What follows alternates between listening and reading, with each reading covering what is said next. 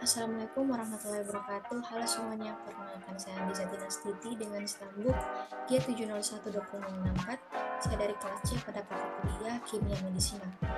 Jadi pada video kali ini saya akan menjelaskan mengenai biotransformasi, farmakokinetik, dan farmakodinamik pada obat metronidazole. Nah, untuk mempersingkat waktu, langsung saja saya akan membahas materinya. Nah, sebelumnya mungkin teman-teman sudah ada yang mengetahui atau ada juga yang belum mengetahui tentang apa itu obat metronidazole. Jadi, metronidazole ini merupakan obat antibiotik yang digunakan untuk mengatasi infeksi bakteri dan mikroorganisme lain pada sistem reproduksi, saluran pencernaan, kulit, vagina, dan area lain pada tubuh. Jadi obat metronidazole ini termasuk ke dalam obat golongan antibiotik yang bekerja dengan cara berinteraksi dengan DNA mikroba untuk memecah untai dan struktur heliksnya yang menyebabkan penghambatan sintesis protein, degradasi, dan kematian sel. Struktur dari metronidazole sendiri dapat dilihat pada gambar, yaitu C6H9N3O3. Untuk berat molekulnya yaitu 171,15 gram per mol. Untuk kelarutannya, jadi metronidazole ini agak sukar larut dalam air dan dalam etanol, larut dalam asam hidroklorida, sukar larut dalam eter, dan dalam kloroform. Untuk pemberiannya, bentuk dari metronidazole ini yaitu hablu tidak berbau atau serbuk hablur, warnanya itu putih hingga kuning pucat, stabil udara, dan warnanya ini akan menjadi lebih gelap ketika terpapar oleh cahaya.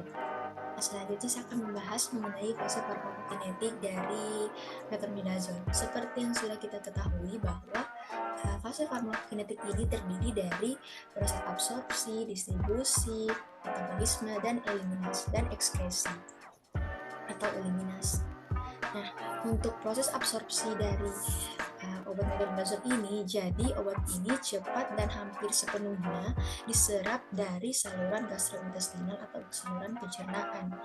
Obat metronidazole ini biasanya diabsorpsi sebanyak 90% setelah pemberian oral. Obat ini akan mencapai konsentrasi dalam plasma sebanyak 8 sampai 13 mikrogram per mililiter dalam waktu 0,25 sampai 4 jam setelah dosis tengahnya yaitu 500 mg. Waktu paruh metronidazole dalam plasma yaitu sekitar 8 jam dan volume distribusinya ini biasanya hampir sama dengan volume distribusi air total di dalam tubuh.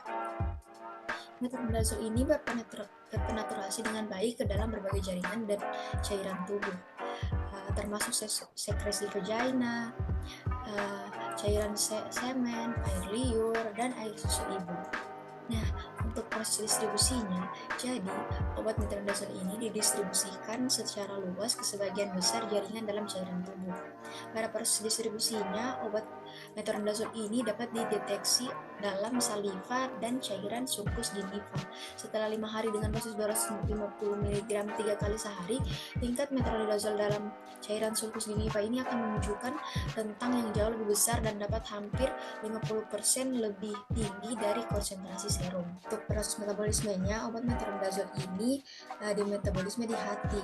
Sebelumnya perlu teman-teman ketahui bahwa pada proses metabolisme ini terjadi dua fase, yaitu fase 1 atau reaksi fungsionalisasi dan fase 2 yaitu reaksi konjugasi. Pasti teman-teman bertanya, apa sih itu fase 1 dan fase 2?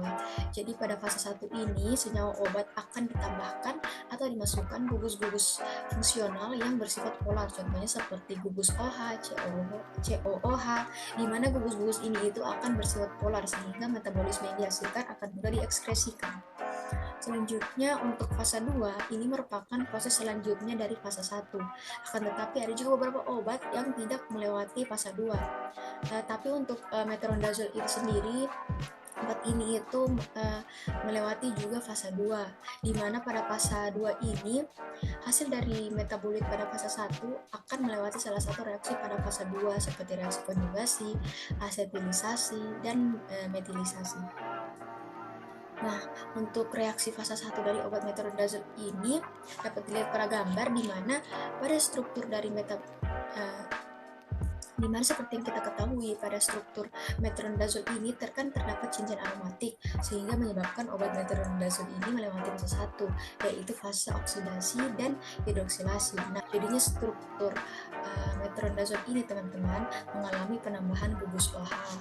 Untuk fase 2-nya, jadi obat metronidazol ini juga melewati fase 2, di mana dapat kita lihat pada penjelasan yang menyatakan bahwa hampir semua metabolit fenolat yang merupakan hasil dari fase 1 akan terkonversi menjadi konjugat glukuronat sehingga obat metronidazol ini sudah pasti melewati fase 2 dengan menggunakan asam glukuronat.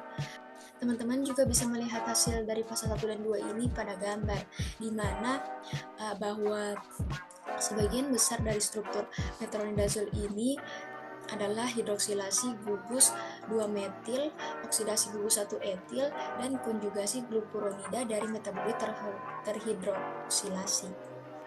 Nah, teman-teman, untuk farmakodinamik dari metronidazol, jadi obat metronidazol ini merupakan senyawa dengan berat molekul rendah yang berdifusi melintasi membran sel mikroorganisme anaerobik.